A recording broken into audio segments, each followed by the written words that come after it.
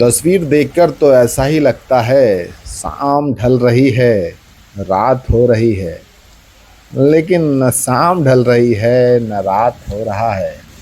ये मौसम का कहर हो रहा है कि दिन में ही रात हो रहा है। आपको बताना चाहेंगे हजारीबाग में जिस तरीके से मौसम करवट बदल रहा है, हजारीबाग नहीं पूरे झारखंड की बात कर लीजिए। ये दोपहर 2 बजे की तस्वीर है, गाड़ियों की लाइट जल रही है, यानी अंधेरा छा गया है। दिन में ही रात हो गई है, अंधेरा छा गया है और पूरी तरीके से ये मौसम का कहर है। आकाशीय बिजली भी चमक रही है, झमाझम बारिश भी हो रही है, खेतों में जल भराव की आशंका है और जो किसानों के लिए चिंता का भी सबब है।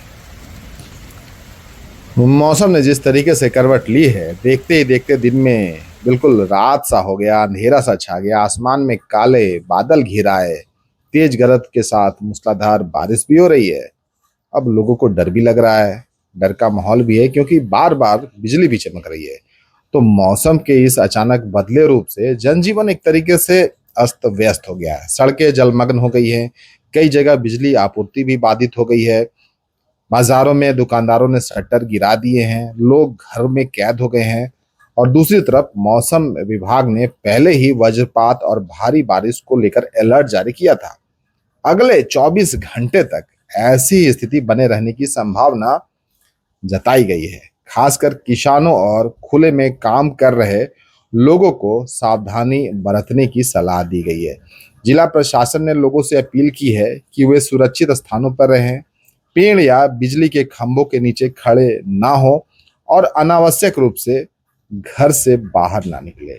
और ये बदलता मौसम, ये करवट लेता मौसम, जहां गर्मी और कभी तापमान में लगातार गिरावट आपकी सेहत पर भी बुरा असर डाल सकता है। आप बीमार भी पड़ सकते हैं, तो अपना ख्याल भी रखें।